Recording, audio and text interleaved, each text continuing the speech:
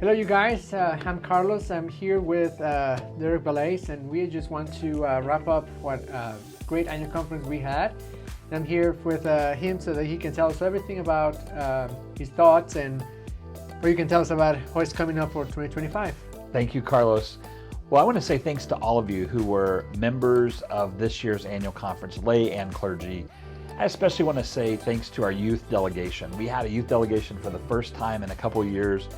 Over 40 young people who were participating actively as a part of our annual conference. And so many of you came out. We realized that the Freedy Center, it was cold, and we recognized that. We were working with OCU on that. They do have a new basketball court, and that's why we had to have new tables and the temperature. And we understand that it was very, very uncomfortable for many of you, especially folks who have medical problems.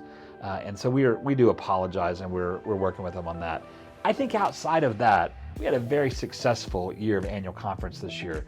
Great reports. We talked a lot about our dreams for the annual conference, and I know you're hearing a lot about the dreams. You'll continue to do that. So we heard about the dreams.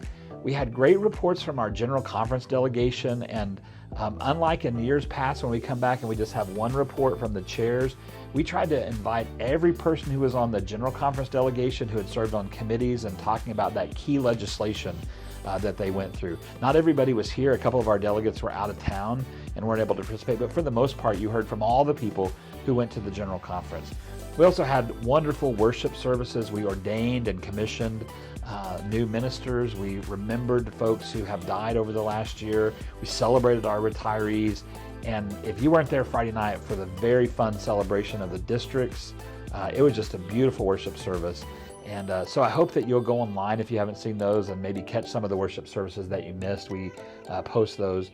But a wonderful time worshiping together, singing together. I want to say thank you to Chapel Hill United Methodist Church for their wonderful hospitality, hosting all the worship services, and hosting our Saturday business session. I just especially want to lift up that we listen very closely to the evaluations that you all do every year. You give us insights into what you want to hear, and what we hear every year is please send us back to our churches with more information about lives transformed, about stories, about people. And if you were listening to those reports in any of those days, you heard about stories transformed. I was in tears when Keith Howard pulled out the trash bag to remind us about how young people who are taken into foster care oftentimes only have a few minutes to fill a trash bag full of materials. That's etched in my memory. Dana Parker's stories about disaster response. Christian Slick, our missionary who was here, talking about his work in global migration. Hearing from Roger Parker about the people who have remained United Methodist after disaffiliation in the Lighthouse congregations.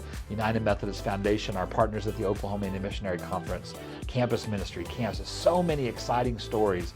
People recognized for awards, and it's just a wonderful time to be together. The spirit was great. People's engagement was wonderful. We passed a budget. We got our pension health reports done.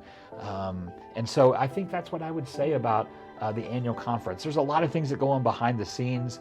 At lunch today, I was just mentioning to some staff that I was eating lunch with that I wish we could develop a list of things that you don't know that happen. I just want to mention one. Our Board of Laity takes the time every year to write out notes to the people who are being ordained. They give them a Bible. They put in the front of that their name and their ordination date. And so sometimes you may see a person go up after the ordinands come off and hug them and give them a Bible. That's just one of the many things that go on behind the scenes that show the care and the concern that the annual conference has for the covenant connection that we make. And so hopefully we'll be able to share more of those also as time goes on. Yeah.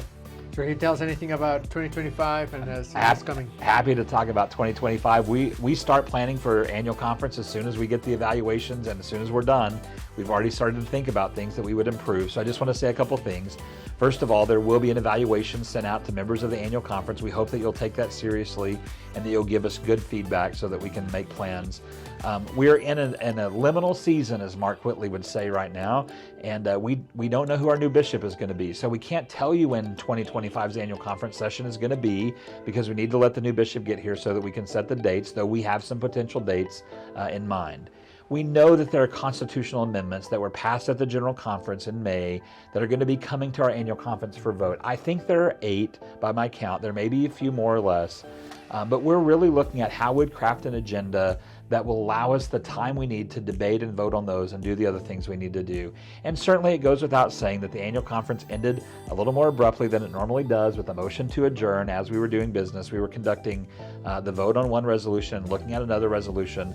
I've been in touch with leaders of our Board of Church and Society, and I do know that they intend to work on the 2 resolutions that they brought to us and bring those back next year. So we'll be looking to craft an agenda that deals especially with a lot of voting that we don't normally do, constitutional amendments, and on the 2 resolutions. And we really understand that the creation of the agenda is an important part of the annual conference, and we take seriously the input that you give us. So please do the survey.